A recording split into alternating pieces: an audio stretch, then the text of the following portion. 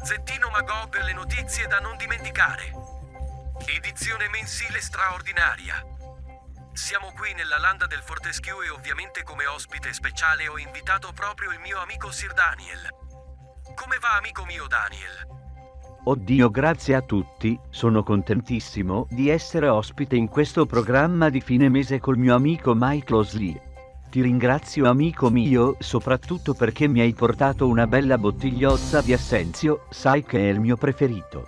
E non poteva mancare anche la spada magica del mio amico Dirk il Leale. Un salutone a tutti i miei amici al Salone degli Eroi. Ma perché fare questa puntata, vi chiederete? Semplice, ragazzi. Siamo arrivati a fine gennaio e ci tenevo a commentare un po' di notizie della landa con Daniel. Tra lotte di wrestling e missioni di infiltrazione e Pokémon non si sta capendo più un cazzo XD. Esatto, in tutto il mese ne sono successe veramente di tutti i colori. Lo sciacallo Infinite che terrorizza la landa, ad esempio. Oppure Snake che probabilmente sta ancora scalando quella montagna gigantesca. Abbiamo pure assistito alle prime vittorie dell'intrattenitore sul ring.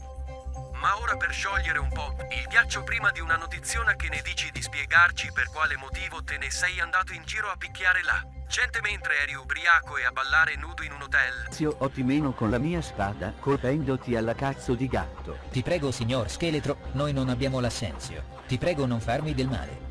Notizia terribile, in un vecchio hotel la gente scappa da un pazzoide in armatura che sta picchiando la gente con una spada di gomma, ubriaco di Assenzio, e inoltre ha ballato sexy nell'hotel della proprietaria. Oddio Mike, devi credermi, quello non ero io, ed anche voi telespettatori dovete credermi, dannazione, giuro che farò luce sulla faccenda, a costo di risvegliarmi nuovamente da un sonno mortale in qualche città inglese magari.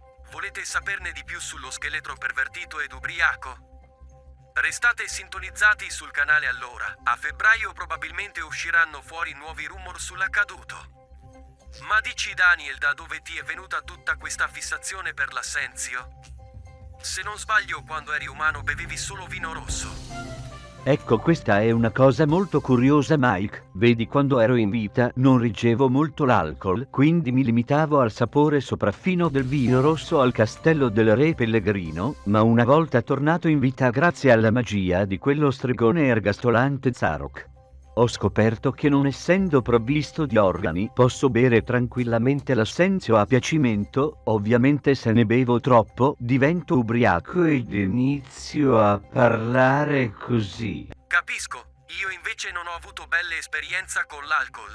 Ad esempio, una volta per sbaglio ho dato fuoco alla bibita tempesta d'anime nel dormitorio dei miei compagni Slig. Per fortuna non hanno mai scoperto chi l'avesse appiccato, altrimenti il generale Dripik mi avrebbe preso a calci nel culo. Oddio, com'è sofisticata la tua pronuncia di tale parola. Sono molto colpito, Mike, mi viene quasi da piangere dall'emozione. È perché ho seguito le tue lezioni online. Meglio imparare a parlare come si deve invece che sembrare degli ignorantoni. Oddio, questo video lo ricordo, è quando feci lezione a quei tre coglioncelli di Josie, la mare ed il draghetto Spiro. Ovviamente alla lezione è arrivato in ritardo quel pirrone di un omino dell'ergastolo. Quella giornata infatti assegnai compiti aggiuntivi solo a lui, così impara ad arrivare in ritardo. Hai fatto proprio bene, secondo me, così impara la prossima volta quel coglionazzo. Tra l'altro, sai cosa ho sentito ultimamente? Che ci sono molti 103 in giro, tanti duplicati in missione in ogni parte del mondo quasi. Se hai notato, sono presenti nelle regioni Pokémon, qui nella landa. Sul ring di wrestling. Sembra un'invasione progettata dal dottor Slig quasi, sempre intento a catturare quello scoiattolo rampante di Squirrap ed il suo amico Scrub. Infatti noi stiamo sempre allerta qui nella landa, non vorrei che si scatenasse una guerra da un momento all'altro. Ci siamo ripresi solo recentemente dalla distruzione che stava causando Infinite. Beh, caro Daniel, se le ultime notizie sono vere probabilmente non avrai problemi coi 103, perché a quanto ho capito ne è saltato per aria per via dell'esplosione di un Pokémon kamikaze che proveniva dalle miniere Necrum. No.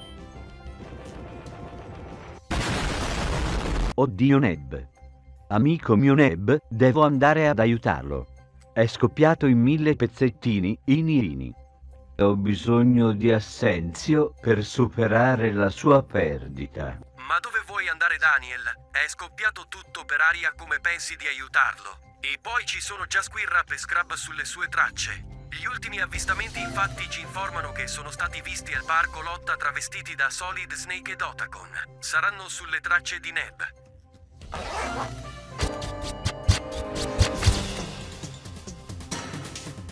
Ehi, Scrap, Sì? Ti piacciono i miei occhiali da sole? Ma che? Oddio, quei due pazzi hanno fregato i cosplay dall'armadio di Neb, non ci credo. Se torna vivo dopo quell'esplosione, faranno meglio a scappare a gambe levate. Prima di mandare l'ultima notizia e chiudere il programma, caro Daniel, volevo chiederti un'altra cosa, visto che la tua avventura si è conclusa. Com'è stato massacrare tutto ciò che Zarok ti ha mandato contro?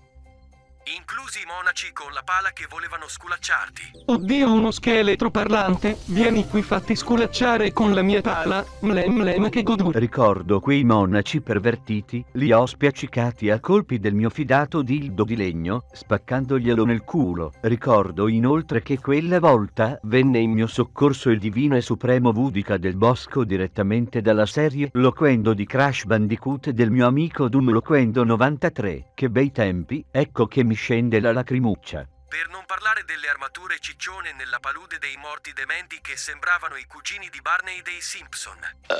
Pure quelle sono andate a finire in fondo alla palude grazie al martello di Steiner. Non sai quanto mi ha dato fastidio attraversare quella palude per colpa di quei ciccioni che eruttavano ogni 2 secondi. E infatti guarda cosa ho sgraffignato dai laboratori di quel pazzo del dottor Slig. Visto che è un appassionato di oggetti di vari videogiochi, big e cose unused, insomma. Ma dove diavolo l'avrò messo? Ah, eccolo. Ma che stai cercando, scusa? Oddio, ma quello è? Esatto, Daniel, è proprio il tuo forteschissimo bastone di legno. Solo a guardarlo mi fai venire in mente tanti bei ricordi. A proposito, anch'io ho portato una cosa come ricordo. Visto che li hai citati prima, quei monaci pervertiti con la pala. Ecco qua proprio la loro pala sculacciante. Li mortacci loro, quanto faceva male quando mi colpivano. Dovevo recuperare energia con l'assenzio ogni 2 secondi. Non ci credo ti sei portato da presso la loro pala. Quello è un oggetto da collezione da esporre in un museo. A proposito di museo, probabilmente ci rivedremo proprio in museo la prossima volta, ho questo presentimento. Bene, Daniel, ora io saluterei i nostri telespettatori perché il nostro tempo a disposizione è finito. Ti auguro un buon ritorno al Salone degli Eroi ed io vi lascio con quest'ultima clip del programma. Grazie per aver seguito il Gazzettino Magog di Mike Lo Slig.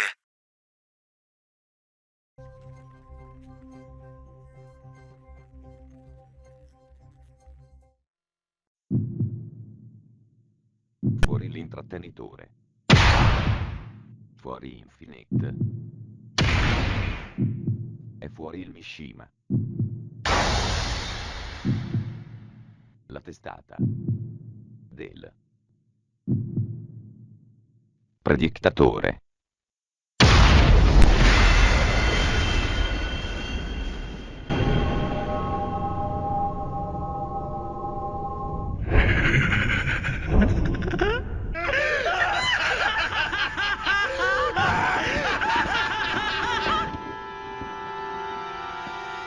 Mi sono sbarazzato di tutti coloro che mi erano d'intralcio.